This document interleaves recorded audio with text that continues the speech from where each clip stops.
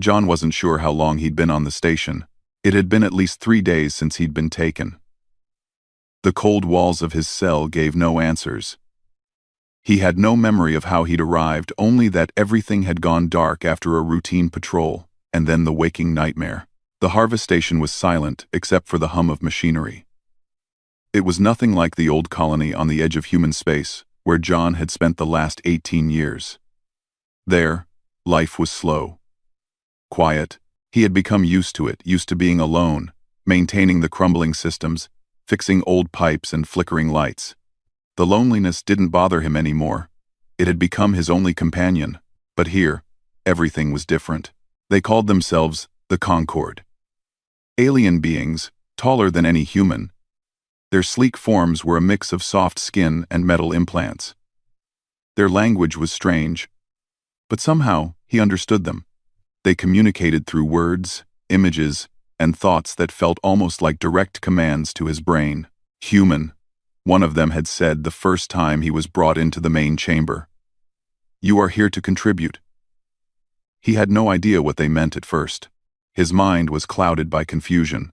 But it didn't take long before he understood. They had taken him for a reason. John was led down long corridors, lit by pale blue lights, to a sterile room where he was strapped into a chair. Large metal arms extended from the ceiling, attaching themselves to his body with precision. A soft voice told him to remain still. It was then he saw it. A large, strange device in the center of the room. There were tubes, needles, and a strange hum coming from it. Almost like the sound of a heartbeat. His heart started racing. He couldn't move, couldn't speak. The moment was surreal. This wasn't real. This couldn't be happening. But it was. The Concord had done something to his mind. They had removed his ability to feel fear, at least. That's what he assumed.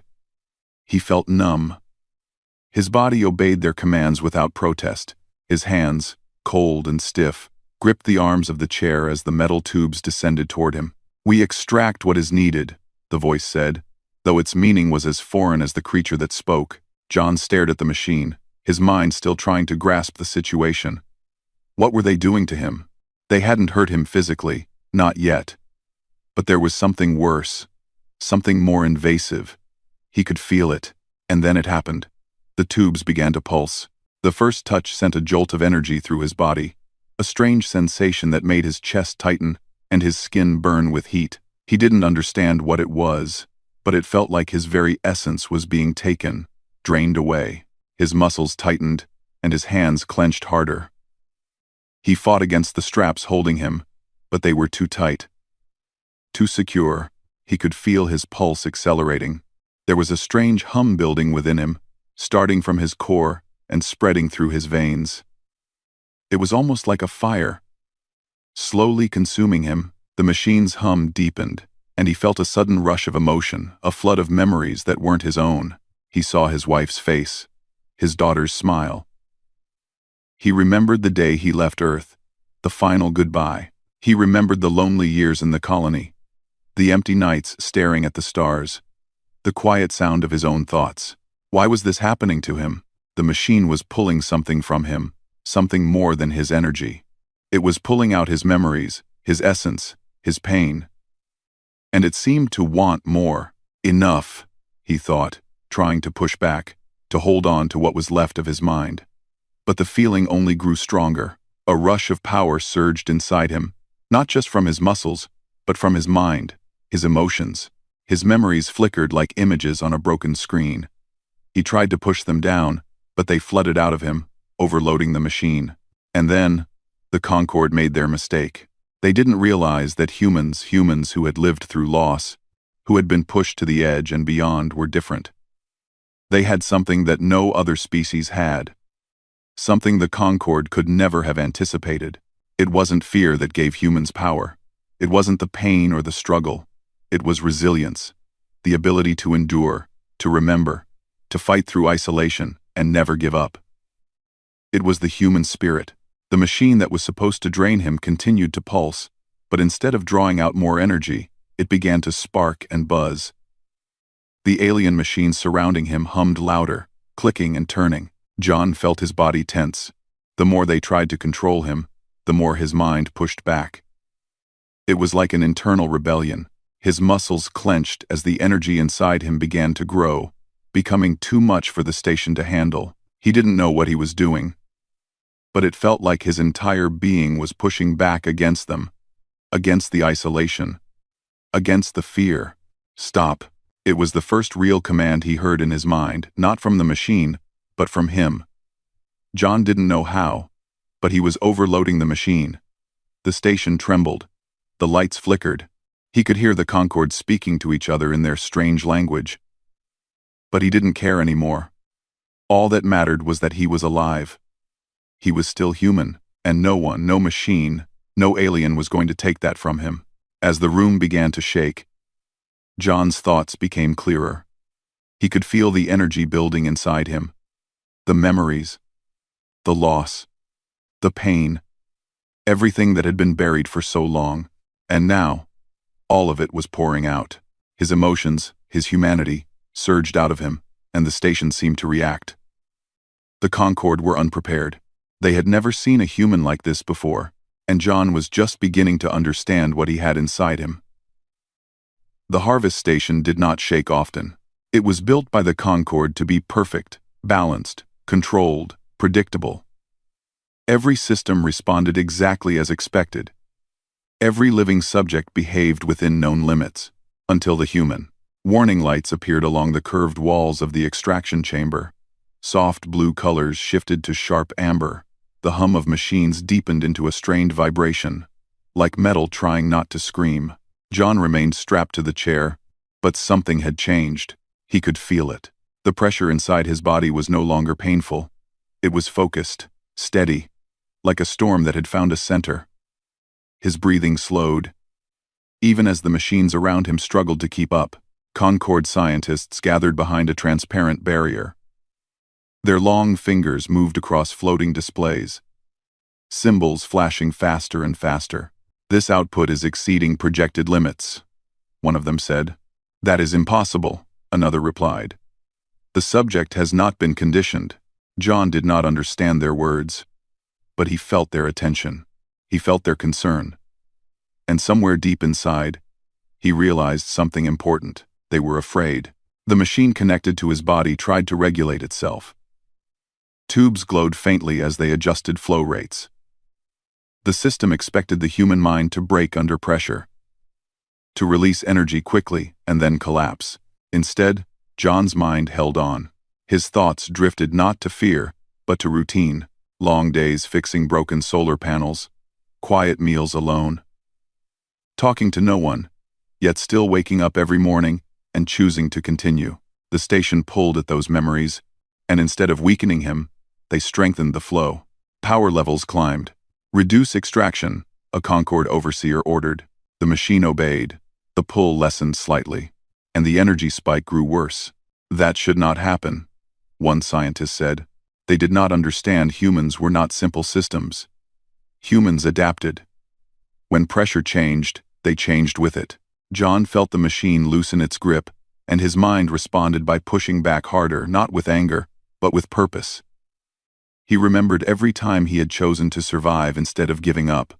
The chair restraints tightened. A mistake. His body reacted. Muscles flexed. Not enough to break free, but enough to send feedback through the system. The machine registered resistance and increased containment measures. Energy surged again. The station's internal network began rerouting power away from non-essential systems. Lights dimmed in distant corridors. Environmental controls adjusted automatically. The harvest station was feeding on him and choking on the result. For the first time since his capture, John felt truly awake. He could sense the station now, not through sight or sound, but through pressure and rhythm. Every system had a pattern, and those patterns were reacting to him. "I am not empty," he thought. "I am still here." A Concorde technician approached the barrier, studying his brain activity. The display showed neural patterns growing more organized. "Not chaotic. He is stabilizing," the technician said slowly. "That contradicts all data," the overseer replied. John's heart beat steady and strong. His mind stopped drifting and focused inward. He wasn't trying to fight. He was enduring. That endurance had weight. The machine began to vibrate harder. A low alarm echoed through the chamber. Concord voices rose in quick, sharp bursts of sound. "This is not extraction," one of them said. "This is feedback." John felt warmth spread through his chest, then his arms, then his legs. Not heat strength. The kind that comes from standing back up after falling too many times. The Concord tried a new approach. A soft presence touched his mind. Not forceful, curious. "We will communicate," the voice said. Not aloud, but inside his thoughts. "Remain calm." John did not panic. He had spent 18 years alone with his own thoughts. Another voice did not scare him. "You took me," he thought back.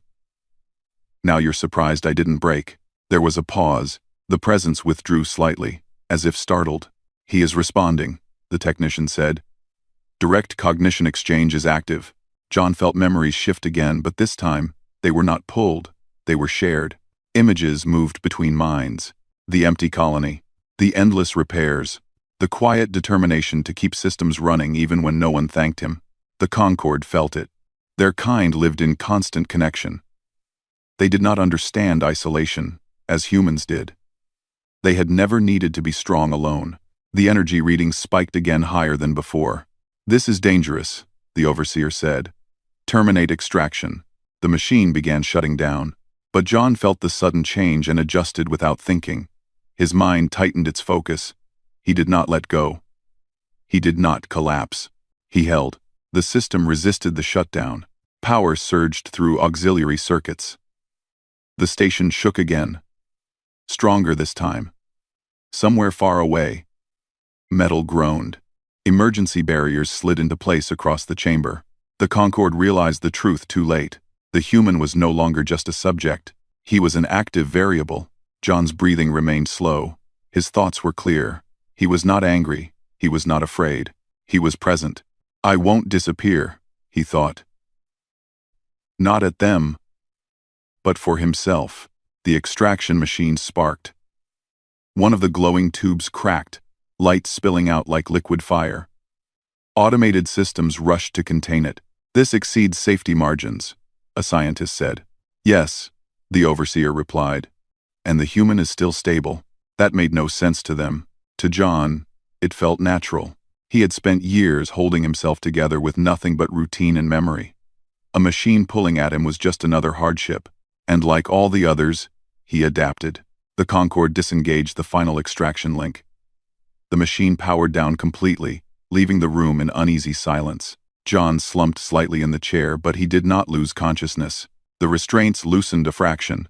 Medical drones moved closer, scanning him. "He survived full overload exposure," a technician said quietly.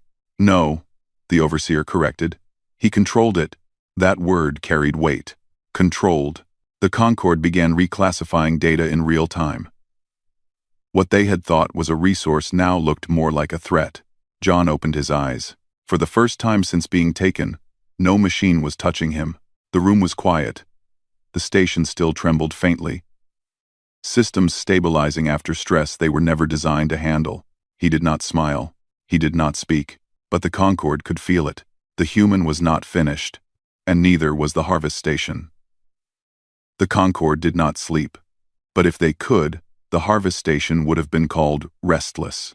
Systems across the station kept running checks again and again. Energy flows refused to return to normal patterns. Every calculation pointed to the same impossible truth. The human had changed the station. John was moved from the extraction chamber to a containment room. It was not a cell, though it felt like one. The walls were smooth and curved, glowing softly.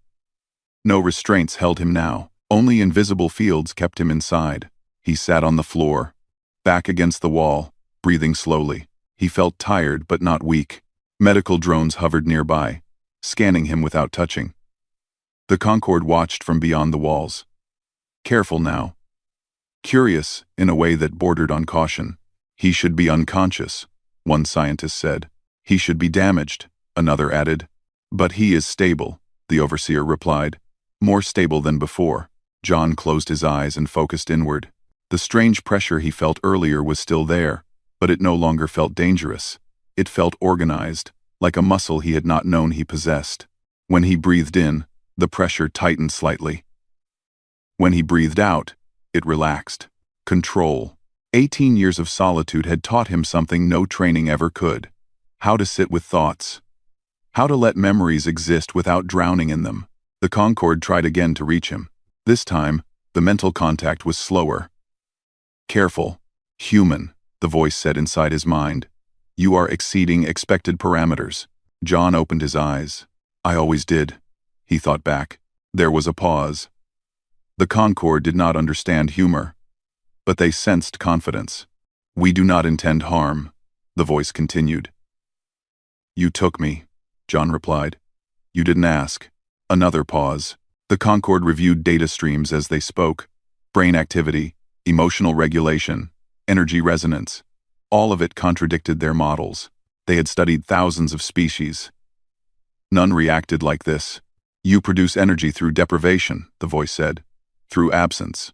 John thought of the empty colony again. The quiet nights. Fixing systems so they wouldn't fail even though no one was watching. You call it absence, he replied. We call it living. The Concorde felt something unfamiliar. Uncertainty. They increased containment fields slightly. Not because John moved, but because they feared what he might choose to do next. Across the station, engineers struggled to repair microfailures. Circuits that had never been stressed before showed signs of fatigue. The station was strong, but it was not built to handle feedback from a thinking power source. He is not generating randomly, a technician said. He is regulating output. That should be impossible, the overseer replied. But it wasn't. John stood up slowly. No alarms sounded. The field adjusted around him, responding instead of resisting. That alone shocked the Concorde. He walked toward the center of the room, placing his hand near the wall. He did not touch it. He didn't need to. He felt the station again like before, but clearer now. Every system hummed with intention. Every flow followed logic, and logic could be learned. I can feel your machine, he thought to them. It listens. That's your mistake. The Concorde reacted immediately. That is not possible, the voice said. You are not interfaced. No, John replied. I'm aware. Awareness was something the Concorde had underestimated. They relied on connection from birth, shared thought, shared emotion. They had never needed to sit alone with themselves. Humans had. The overseer ordered a station-wide isolation protocol. Non-essential systems shut down. Power rerouted again. The field around John strengthened, and the energy inside him rose smoothly, steadily, without spikes. The station groaned. John did not resist. He adjusted. The Concorde felt it clearly now. The human was no longer reacting. He was participating. This must stop, the overseer said. He is influencing core balance. Correction, another replied. The station is responding to him. That difference mattered. John sat down again, cross-legged, calm. The field stabilized around him, no longer flickering. I don't want your station, he thought. I want to go home. That word home triggered another surge. Not violent. Purposeful. The Concorde analyzed the memory associated with it. Not a place, a feeling, belonging, continuity. They had no equivalent. You cannot leave, the voice said. You are too valuable. John's expression did not change. That's what everyone says before they learn better. For the first time, the Concorde hesitated openly. They had taken him as a resource, then labeled him an anomaly. Now, they faced a choice. Contain him forever or let him go. Neither option fit their doctrine. The station shuddered again. A deeper vibration this time. Structural warnings appeared across multiple levels. This cannot continue, a technician said. Sustained exposure will degrade the station. And him? The overseer asked. The answer came quickly. No degradation detected. Silence followed. The Concorde had never faced a being that grew stronger the longer pressure was applied. They initiated a full consciousness exchange. John felt it immediately. Not an attack, an opening. They showed him data. Their studies. Their logic. Their fear of scarcity. Their need for control. He showed them endurance. Choice. The quiet strength of getting up every day, even when no one cares. The exchange shook them. "This is not compatible," the overseer said softly. "No," John agreed. "It isn't." The containment field weakened slightly. Not by command but by adjustment. The station was learning from him. The Concorde realized the final truth. Humans were not power sources. They were amplifiers. Given pressure, they did not collapse. They focused. The overseer issued a new directive. "Prepare release protocol," they said. Shock rippled through the collective. "He is dangerous," someone objected. "Yes," the overseer replied. "But keeping him is worse." John felt the decision before it was spoken. The pressure inside him eased for the first time since capture. "Good," he thought. "I didn't want to break your station anyway." The field disengaged. Doors opened silently. John stood, steady on his feet. The Concorde watched him go, not in triumph, not in defeat, but in something new: respect and fear. As he walked toward the exit corridor, the harvest station stabilized behind him. But it would never be the same, because it had measured a human and found no limit. The corridor was long and quiet. John walked without guards. That alone said more than any words the Concorde could have spoken. The harvest station no longer hummed with confidence. Its lights were dimmer, its systems careful. The station was watching him now, just as much as the Concorde were. It had learned what pressure could do when applied to the wrong kind of being. At the end of the corridor waited a small transport chamber. Not a prison pod, not a medical unit, a return craft. The Concorde overseer spoke into John's mind one last time. "You will be returned to human space." John stopped and turned slightly. "Why?" There was a delay longer than before. "Because containment is no longer logical," the overseer replied. "And harvesting you is unacceptable." John nodded once. That was enough. The chamber sealed around him, and the station carefully disconnected the systems that had once fed on his mind. For the first time since his capture, he felt light. Empty in a good way. The transport launched. Behind him, the harvest station stabilized, but only on the surface. Deep within its data cores, new classifications spread like cracks in ice. Across conquered space, alerts were issued. Humanity. Reassessment required. The return journey took days. John slept, dreamed, thought.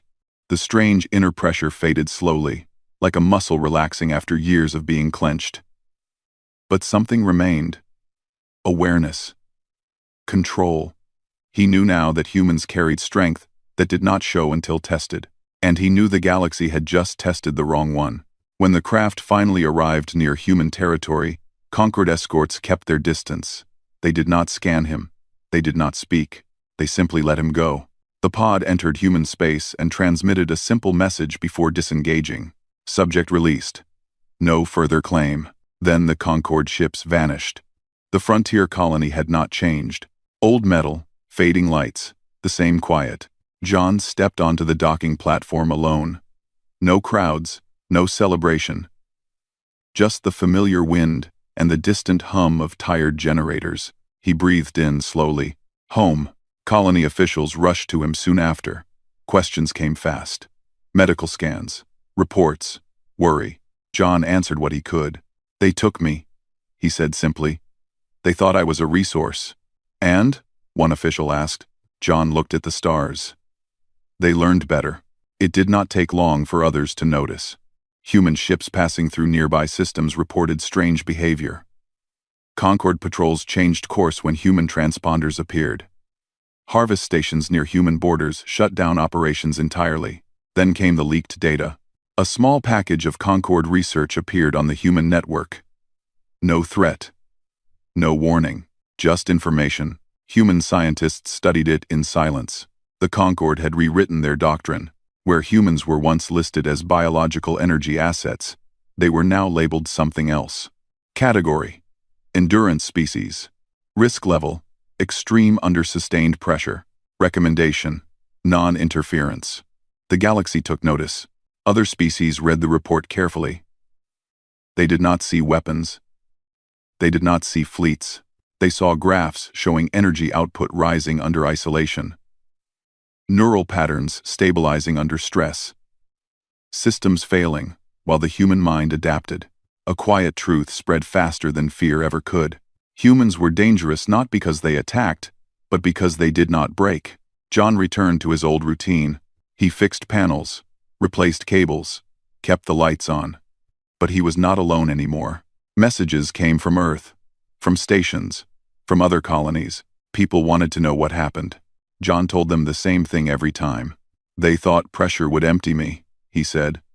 It didn't. Human leadership listened carefully. No threats were sent to the Concorde. No fleets were mobilized. They didn't need to be.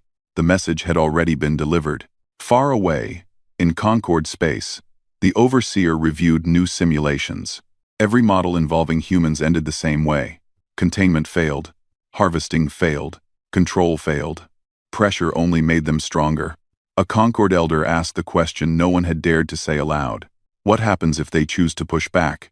The Overseer answered honestly. Then the systems we rely on will not survive. Silence followed. From that day forward, Concorde vessels altered navigation routes to avoid human systems. Harvest stations were dismantled or relocated far from human reach. Not out of kindness, out of survival.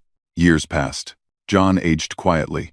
He never sought attention, never told his story loudly. But sometimes, when new technicians asked him how he stayed calm during long shifts alone, he smiled faintly. You get used to pressure, he said. You learn how to carry it. Humanity expanded slowly after that, peacefully. Other species treated humans differently now, carefully. With respect that came from understanding rather than fear. No one tried to harvest them again. Because the galaxy had learned something important. Humans did not shine brightest when comfortable. They shined when tested. And they did not need to conquer the stars to prove it. They only needed to endure. HFY ending. The galaxy once believed humans were something to be used. Now it knew the truth. Humans were something to be left alone. Because pressure did not drain them, it taught them who they were. And once a human learns that, there is no system strong enough to contain them.